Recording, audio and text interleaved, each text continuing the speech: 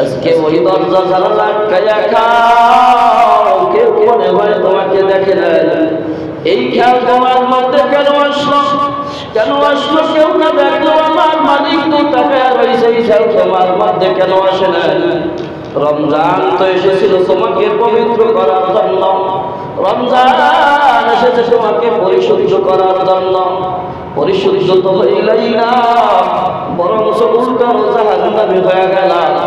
এখন মনটারে বলা ওরে মন, এই পুরো কপাল নিয়ে যদি কবরে যাও, ওই জাহান্নাম ছাড়া আর কোনো উপায় নাই।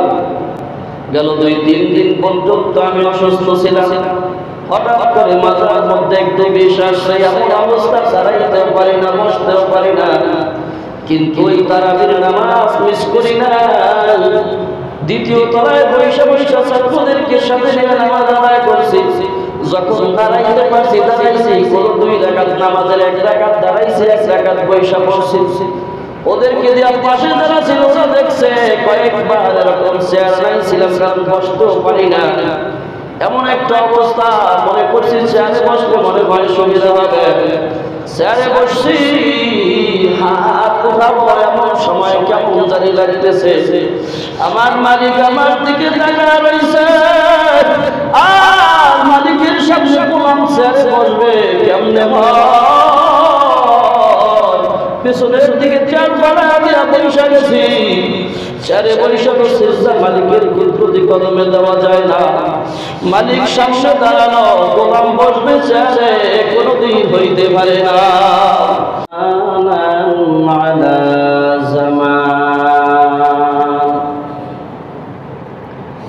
كما فضل مكانا على مكان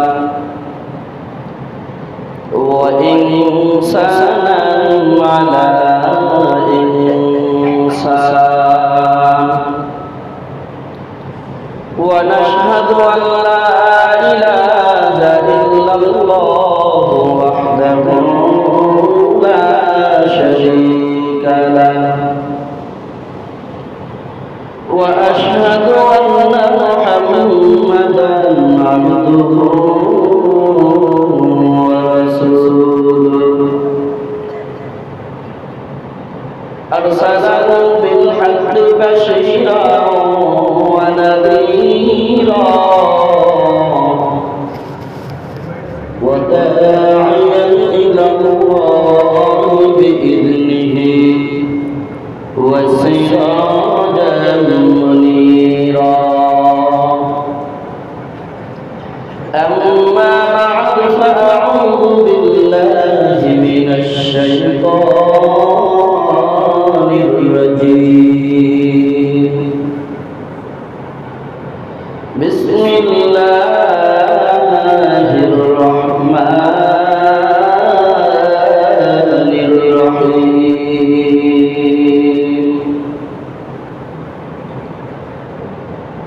إن الله وملائكته يصلون على النبي يا أيها الذين آمنوا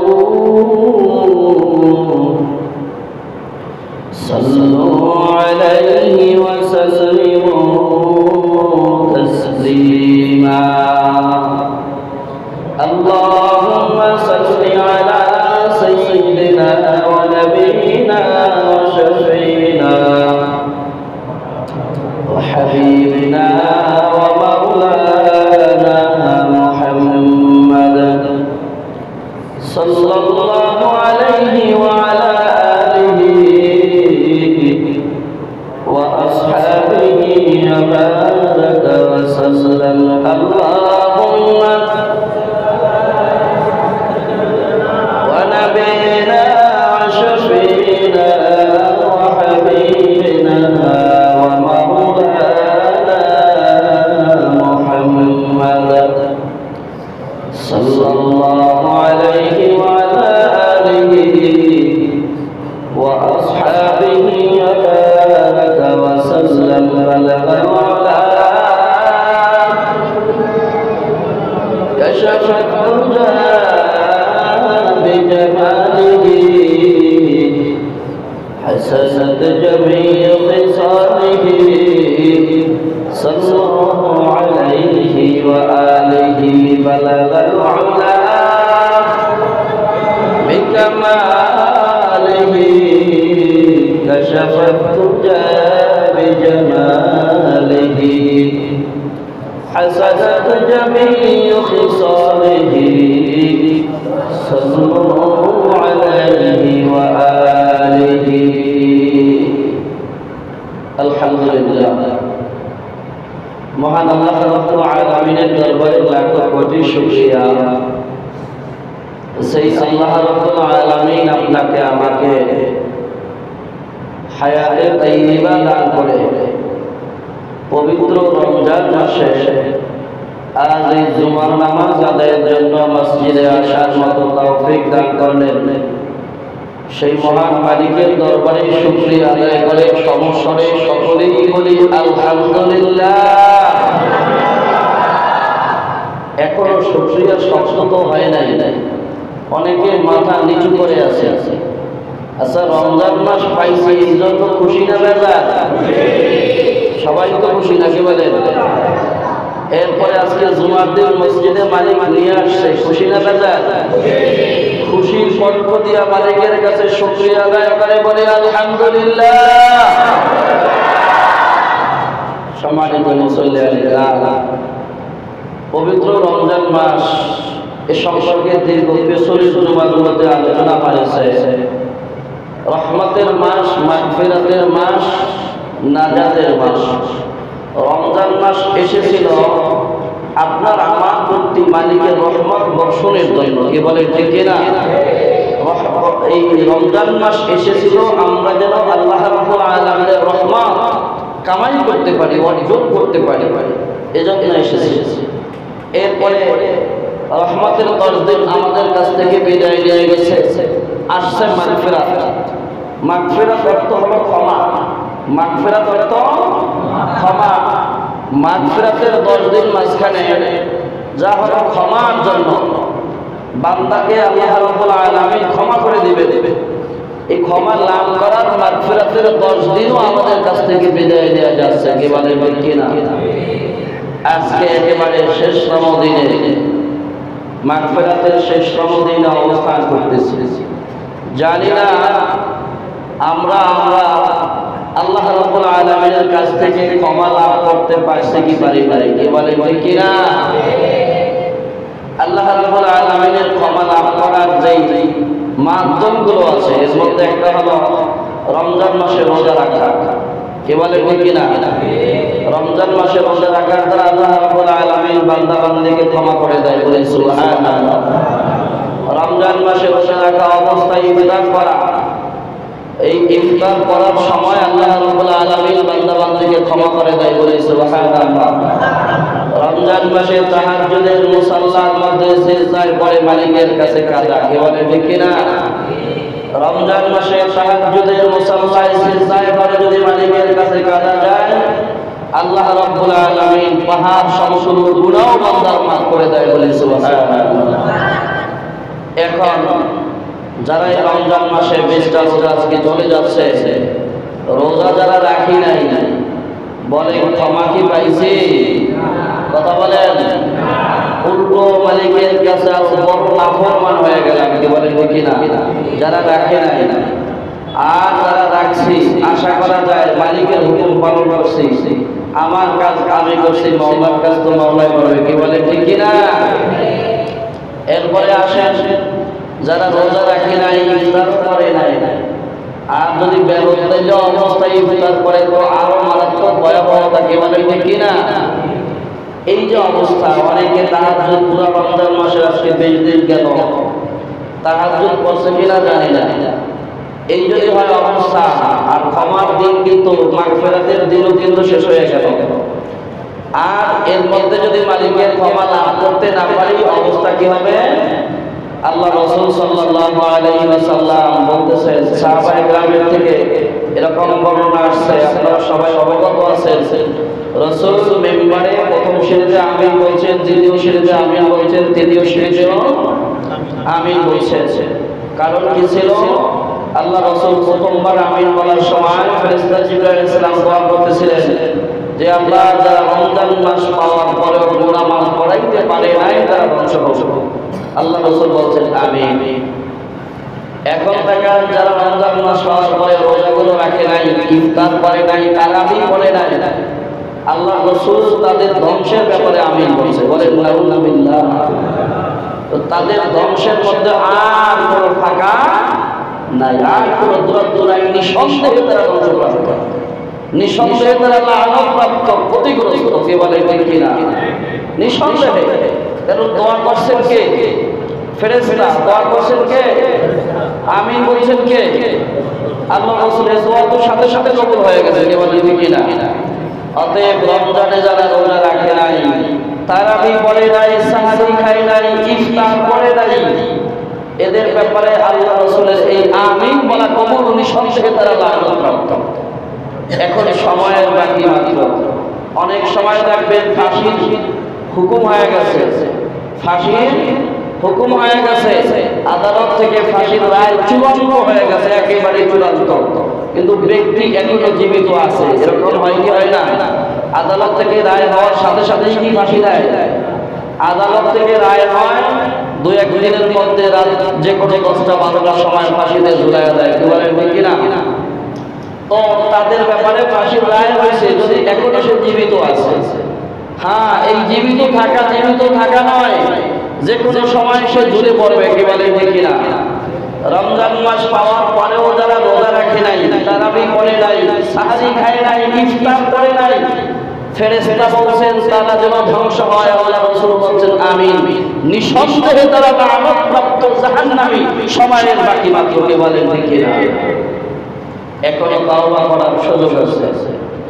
তাওবার দরজা আল্লাহ তাআলার কাছে খোলা আছে। ফিরে আসি, মালিকের কাছে তওবা করে ফিরে আসি। যারা এই অপরাধী, মনে রাখবেন, আপনি যত বড়ই হন না কেন, আজরাইল থেকে দূরে যাওয়ার শক্তি আছে? বলেন।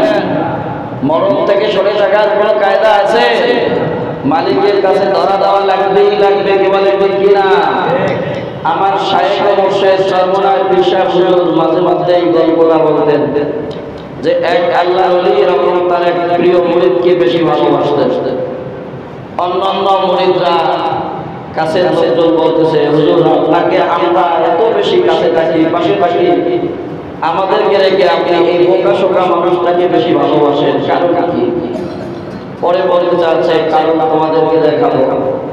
তো ওই শায়েখ, ওই পীর তার সকল মুরিদদেরকে কাছে নিয়ে সবার হাতে একটা করে মোড়ক দিলেন আর ছুরি দিয়া দিলেন। এরপরে বললেন, তোমাদের প্রত্যেকের হাতে মোড়ক আর ছুরি দিলাম, এই বোকা মুরিদদের হাতেও মোড়ক আর ছুরি দিলাম, এমন জায়গায় নিয়ে জবাই করবা, করে আমার কাছে নিয়ে আসবা, কেউ যেন না দেখে, কেউ যেন না দেখে। তো সবাই চলে গেল, সবাই যার মতো করে মোরগ মুরগি জবাই করে নিয়ে আসলো। আর কিছু সময় পরে দেখা গেল যে বোকা মানুষটা একেবারে সহজ সরল মানুষ ছিল, ওই লোকটা মুরগি জবাই না করে, মোরগ জবাই না করে নিয়ে আসছে, তাজা মোরগ নিয়ে পেলের দরবারে হাজির। সবাই তো জবাই করে আসছে। হুজুর বলতেছে, আমার হুকুম ছিল সবাই জবাই করে, জবাই কৃত মোরগ নিয়ে আসবা। তো এরা জবাই করে নিয়ে আসে, জবাই করে আনে নাই, কিন্তু একটা শর্ত ছিল মাঝখানে, কেউ যেন। এখন একজন করে জিজ্ঞেস করে, তুমি কোথায় গিয়ে জবাই করছো? হুজুর আপনি ওয়াদা দিয়ে দিয়েছেন, জবাই করার জন্য বলছেন, শর্ত রাখা গেছে, কেউ যেন না দেখে। আমি আমার ঘরের দরজা বন্ধ করে দিলাম, কেউ আমার বাসার মধ্যে ছিল না, ঘরের মধ্যে ছিল না। ওই সময় আমি আমার মোরগ জবাই করলাম। আর একজন বলতেছে, আমি পাহাড়ের একেবারে পদদেশে চলে গেলাম, পেছনে চলে গেলাম, তাকে দেখি ডানে ডানে তাকা দেখি কেউ নাই। আমি সেই পাহাড়ের পেছনে থেকে মোরগ জবাই করে নিয়ে আসলাম। আর একজনকে প্রশ্ন করলো, তুমি কোথা থেকে জবাই করলা? হুজুর, আমি রাতের অন্ধকারে এমন নির্জন জায়গায় গিয়া জবাই করছি, কেউ দেখে না, একেবারে রাতের অন্ধকার, কেউ দেখে না, অন্ধকারের মধ্যে একা জবাই করে নিয়ে আসছে। সবাই সবার অবস্থা বর্ণনা করতেছেন। আর এই বোকাটাকে জিজ্ঞেস করে, ও আমার ভাই, তোমার প্রতি আমার আদেশ ছিল মোরগটাকে জবাই করে নিয়ে আসা, তুমি জবাই করো নাই, কেন করো নাই? এই কেন করো নাই প্রশ্ন করার পরে সরসরটা বলতেছে, হুজুর, আপনি আমাকে মোরগ আর ছুরি দিয়া বলছেন এমন জায়গায় নিয়ে জবাই করতে, কেউ যেন না দেখে, এমন শস্য আমাকে লাগাইছে, কেউ যেন না দেখে। হুজুর, আমি আমার এই মোরগ নিয়ে ঘরের মধ্যে গিয়া যখন দরজা জানালা বন্ধ করে দিছি, কেউ নাই, কেউ নাই, ঘরের মধ্যে আমি একা, বাহিরের আলো পর্যন্ত আমার ঘরের মধ্যে প্রবেশ করে না। এমন অবস্থায় ছুরি নিয়ে মুরগি যখন জবাই করব, টাকা দেখি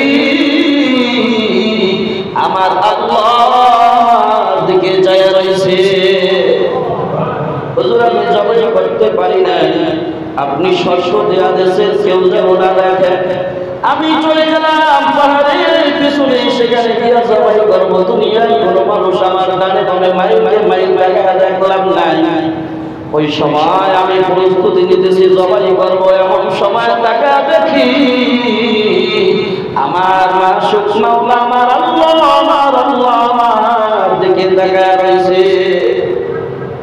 হুজুর, আমি সেখানে জবাই করতে পারি নাই, পানির মধ্যে ডুব দিয়া জবাই করব চিন্তা করছে, সেখানেও টাকা দেখে আমার আল্লাহ আমার দিকে তাকায় রয়েছে। হুজুর, আপনি আমাকে এমন শস্য লাগাইছেন, এমন জায়গায় নিয়ে জবাই করবা, কেউ যেন না দেখে। আমি কত জায়গায় দৌড়াইছি,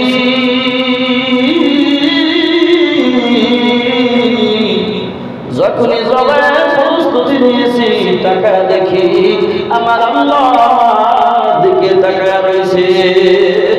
এই জন্য আমি আর জবাই করতে পারি না। এই ঘটনা বলার পেছনে আমার উদ্দেশ্য হলো, রে ভাই, আমার মুসলমানে কিরাম, আজকে ওই দরজা জানালা আটকায়া খাও, কেউ মনে হয় তোমাকে দেখে না। এই খেয়াল তোমার মধ্যে কেন আসলো? কেন আসলো? কেউ না দেখলো, আমার মালিক তো তাকায় রয়েছে, এই খেয়াল তোমার মধ্যে কেন আসে না? রমজান তো এসেছিল তোমাকে পবিত্র করার জন্য, রমজান এসেছে তোমাকে পরিশুদ্ধ করার জন্য। পরিশুদ্ধ তো হইলাই না, বরং উল্টার জাহান্নামী হয়ে গেল। এখন মনটারে বলা, ওরে মন, এই পুরো কপাল নিয়ে যদি কবরে যাও, ওই জাহান্নাম ছাড়া তোর কোনো উপায় নাই। গেল 2-3 দিন পর্যন্ত আমি অসুস্থ ছিলাম।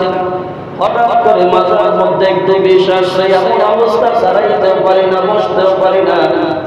কিন্তু ওই তারাবির নামাজ মিস করি না। দ্বিতীয় তলায় বৈশা ছাত্রদেরকে সাথে নিয়ে নামাজ আদায় করছি। যখন দাঁড়াইতে পারছি, দাঁড়াইছি, কোনো 2 রাকাত নামাজের 1 রাকাত দাঁড়াইছি, 1 রাকাত বৈশা পড়ছি। ওদেরকে দিয়ে পাশে যারা ছিল, ওরা দেখছে কয়েকবার এরকম চেয়ার নাইছিলাম, কারণ বসতেও পারি না। এমন একটা অবস্থা, মনে করছি চেয়ারে বসলে মনে হয় সুবিধা হবে। চেয়ারে বসছি, হাত উঠাবো, এমন সময় কেমন জানি লাগতেছে আমার মালিক আমার দিকে তাকায় রয়েছে। আর মালিকের সামনে গোলাম চেয়ারে বসবে কেমনে হয়?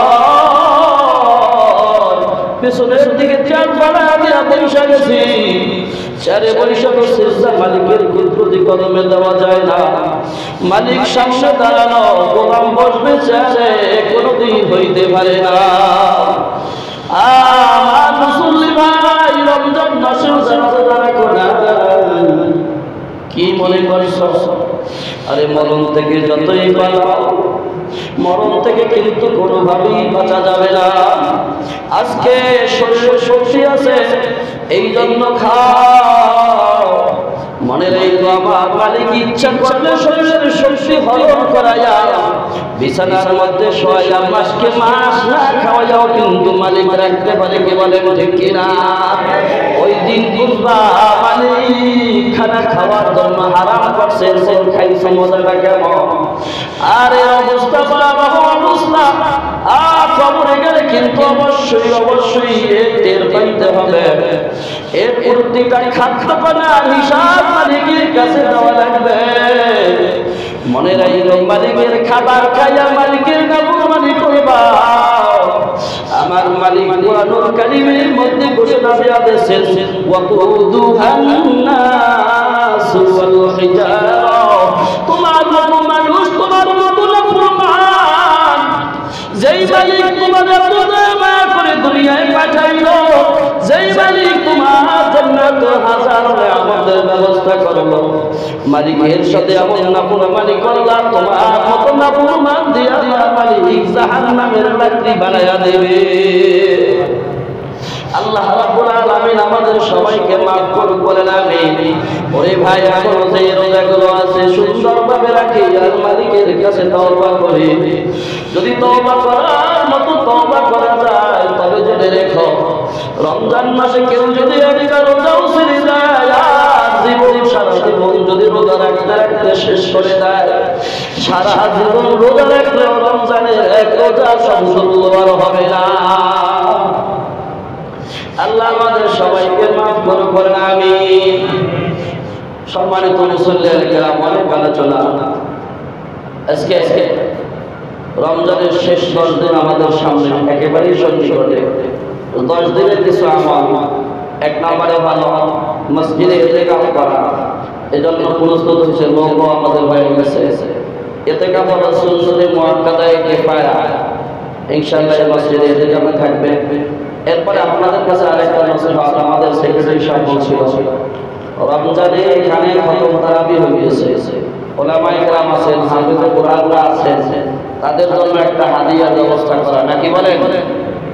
সম্মানিত মুসল্লিয়ানে কেরাম, আসলে মসজিদের ইমাম এবং মুসল্লিরা তাদের পরিবারের একজন সদস্য মনে করতে কি পারে না? আপনারা একটু কথা বলেন, আপনার পরিবারে আপনার ভাই, ছেলে মেয়ে, মা বাবা, এরকম বোন যারা আছে তাদেরকে নিয়ে আপনার পরিবারে, কারো পরিবারে 5 জন, 6 জন, 7 জন, 10 জন সদস্য আছে কি নাই? আচ্ছা, মসজিদের ইমাম মুয়াজ্জিনকে আপনার পরিবারের সদস্য করা যায় কি যায় না? হ্যাঁ, অথচ আল্লাহ রাসূল পর্যন্ত বলছেন জান্নাতে যাইতে চাও তো আলেম হও। যদি আলেম হইতে না পারো তো আলেমের বাবা হও, বাবা হইতে না পারলে দাদা হও, শ্বশুর হও, কোনো না কোনো ভাবে আলেমের সংশ্লিষ্ট হও, বন্ধু হও। আর এরকম তো হয় যে কোনো মানুষ আলেমদের সাথে এক দস্তরখানে এক বেলা খানা খাওয়া উচিলায় আল্লাহ তাকে ক্ষমা করে দিয়েছে, বলি সুবহানাল্লাহ। তো সম্মানিত মুসল্লিয়ানে কেরাম, পারা যায় কি যায় না? জামাত পরিবারের একজন সদস্য, কথা বলেন সবাই, বলেন জবান করে বলেন, পারা যায়? আচ্ছা, আপনার পরিবারের সদস্যদের জন্য আপনি একজন অভিভাবক, আপনি বাজার, ঈদের বাজার করছেন কি করেন নাই?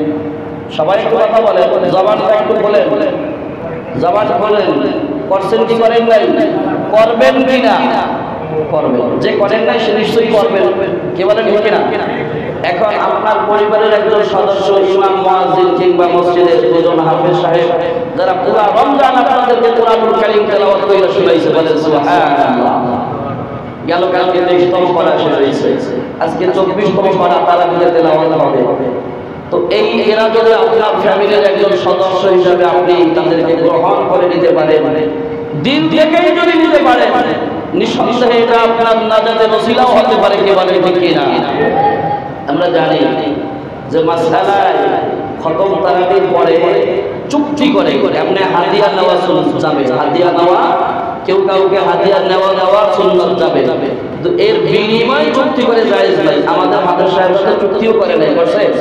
তাদের সাথে কোনো চুক্তি হয়েছে যে ভাই তোমাদেরকে এত টাকা দেব নামাজ পড়াবে, এরকম চুক্তি হয় না। তাদেরকে একটা হাদিয়া দেবো, কে বলে ঠিক কিনা?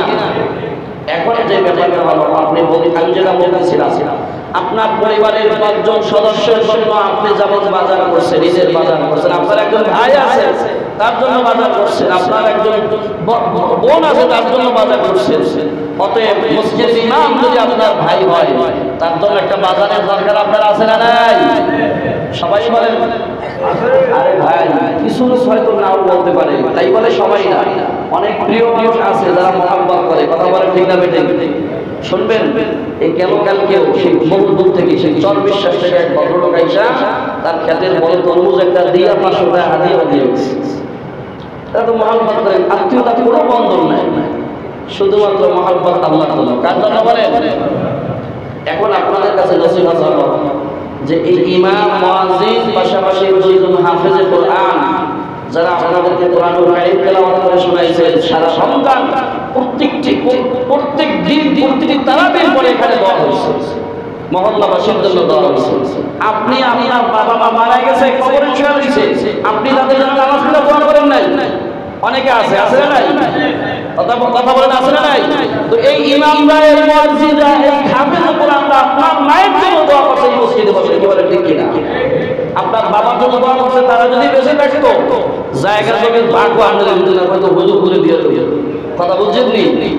আরে ভাই, আছে তো ওইরকম অ্যাভেলেবেল। ওই যে এক বাবাকে ধইরা বৃদ্ধাশ্রমে রেখে আসছে, তো সেই বাবা কাম করছে কি জানেন? বৃদ্ধাশ্রমের নামে নিজের সম্পদ রেখে দিয়েছে। হ্যাঁ, আমার শেষ জীবনে যদি ভরসা বৃদ্ধাশ্রম হয় তাহলে আমার সম্পদের অধিকারী ছেলে মেয়ে তো আবার খাইছে, কি হইল? তাহলে আপনার কাছে যাদের বাবা মা কবরে শুয়ে রয়েছে তারা তো আপনার দিকে তাকিয়ে রয়েছে, আমার সন্তান রোজা রাখবে, আমার সন্তান ইফতারের সময় শান্তি নিয়ে ইফতার রাখবে, আর আমার কাছে তো আল্লাহর কাছে দোয়া করবে, মালিক আমার বাবার কবরকে বেহেশতে বাগান বানায় দাও, কি বলে কি না? উল্টার নাম কোরবানি করতেছে। আর এই মসজিদের ইমাম, মুয়াজ্জিন, হাফেজে কোরআন তার জন্য দোয়া করতেছে। তো সম্মানিত মুসল্লিয়ানে কিরাম, অভিভাবক আপনার ফ্যামিলির সদস্য মনে করে তাদেরকে রমজানের একটা উত্তম হাদিয়া দেবেন ইনশাআল্লাহ। কি পারা যাবে? সবাই বলেন পারা যাবে ইনশাআল্লাহ? দেবেন তো ইনশাআল্লাহ? আমি আমার মনে করি রোজার মনে চাই আসলে আমার তো সহপাঠীরা আছে, এই জন্য ফ্রেশ করে আপনাদের কাছে বললাম। তো সবাই একেবারে স্বেচ্ছায়, সবাই এই মহল্লায় যারা আছে, মসজিদে যারা আছে, 80 কিংবা না আছে, আশেপাশে যারা আছে, আমার ফ্যামিলির একজন সদস্য, আমার ফ্যামিলির একজন ভাই, আমার একজন ভাই মসজিদের ইমাম, আমার একজন ভাই মসজিদের মুয়াজ্জিন, আমার এই যেই ভাই এখানে তারাবির নামাজে তেলাওয়াত করছে তিনি আমার ভাই, যদি আমরা গ্রহণ করতে পারি দিলটাও তো ভরে যায়, কি বলেন ঠিক কিনা? হ্যাঁ, আমি আমার ভাইয়ের জন্য যেমন বাজার করছি, নিজের জন্য করছি, আমার ভাইয়ের জন্য একটা পাঞ্জাবির দরকার আছে, আমার ভাইয়ের জন্য একটা লুঙ্গির দরকার আছে, কি আছে না নাই? কথা বলেন, আছে না নাই? অতএব আমি আমার ভাইকে একটা পাঞ্জাবির হাদিয়া দেব ইনশাআল্লাহ, একটা পাঞ্জাবির হাদিয়া দেব, একটা লুঙ্গির হাদিয়া দেব, কমসে কম একটা লুঙ্গির হাদিয়া আমার ভাইকে দেব, একটা পাঞ্জাবির হাদিয়া আমাদের ভাইদেরকে দেব ইনশাআল্লাহ। এরকম কি হিম্মত তামান্না করতে পারি আমরা সবাই? বলেন, দিলটাকে এইভাবে তৈরি করতে পারি? কারা কারা মানে একটু হাত লাগায় দেখেন, নারায়ে তাকবীর, নারায়ে তাকবীর। তাহলে আমরা তো হুজুরকে হুজুরে ভাই আছে, আল্লাহু আকবার, আছে তো না? আলহামদুলিল্লাহ, আমরা খুশি হইলাম। আল্লাহ রাব্বুল আলামিন আপনাদেরকে দুনিয়া এবং আখিরাতে উত্তম বিনিময় দান করবেন, আমিন। বিশেষ করে যারা এরকম হাদিয়া দিতেছেন, আমি আমার এই জায়গা থেকে দোয়া করতেছি, এই হাদিয়াগুলোর উসিলায় আল্লাহ রাব্বুল আলামিন তাদের পিতা মাতা সহ নিকটাত্মীয় যারা কবরে শুয়ে রয়েছে, এই কবরে তো আর নতুন কাপড় চোপড় পাঠাইতে পারেন নাই, আল্লাহ যেন এই হাদিয়ার বিনিময়ে জান্নাতি কাপড় চোপড় পাঠাইয়া দেয় বলে আমিন। সবাই আর মাত্র 6 দিন বাকি আছে, আমাদের সেক্রেটারি সাহেব বলছেন আর মাত্র 6 দিন বাকি আছে, 27 রমজান আমাদের খতম শেষ হয়ে যাবে। তারাবি যারা নিয়মিত বসে এক খতম কোরআনুল কারীম দাঁড়িয়ে দাঁড়িয়ে তেলাওয়াত শুনছি, বলে আলহামদুলিল্লাহ, কত ভাগ্যবান তারা। আর যারা শুনতে পারে না, আফসোস চলে তাদের। যাই হোক, আপনারাও শরীক থাকবেন ইনশাআল্লাহ, নাকি বলেন? কোনো না কোনো ভাবে সংশ্লিষ্ট থাকা, কোনো না কোনো ভাবে শরীক থাকা, কি বলেন ঠিক কিনা? হয়তো আল্লাহ একজনকে ক্ষমা করলে সবাইকে ওইছিলেন ক্ষমা করে দিবেন। এই জন্য আর মাত্র 6 দিন বাকি আছে, সবাই ওই একেবারে কম না, বরঞ্চ আপনারা যেটা দেবেন হাদিয়া মনে করে আমার ফ্যামিলির একজন সদস্য, অন্তত একটা পাঞ্জাবি টাকা আমি হাদিয়া দিয়ে দিই, একটা পাঞ্জাবির টাকা আমি হাদিয়া দিই, অন্তত কমসে কম একটা লুঙ্গির টাকা আমি হাদিয়া দিই। এই নিয়ত করে আপনারা দিবেন, আল্লাহ চাহে তো এই নিয়ত নাজাতের ওসিলা হবে বলে আমিন। তো সম্মানিত মুসল্লিদের কিরাম, এরপরে আরেকটা হলো ফিতরা, সাদাকাতুল ফিতর। যে ফিতরা সম্পর্কে আলোচনা অলরেডি হয়েছে। এবছরের সর্বনিম্ন ফিতরা হলো 110 টাকা, সর্বোচ্চ হলো 2805 টাকা। একটু বেশি বেশি দেওয়ার চেষ্টা করবো ইনশাআল্লাহ। ফ্যামিলির যতজন সদস্য মেম্বার আছে, একেবারে ছোট বাচ্চা থেকে বৃদ্ধ সবার হিসাব করে, যিনি অভিভাবক আছেন তিনি সকলের হিসাব করে করে করে করে ফিতরা আদায় করেন। ফিতরা আদায় করা হলো ওয়াজিব। ফিতরা আদায় করা কি?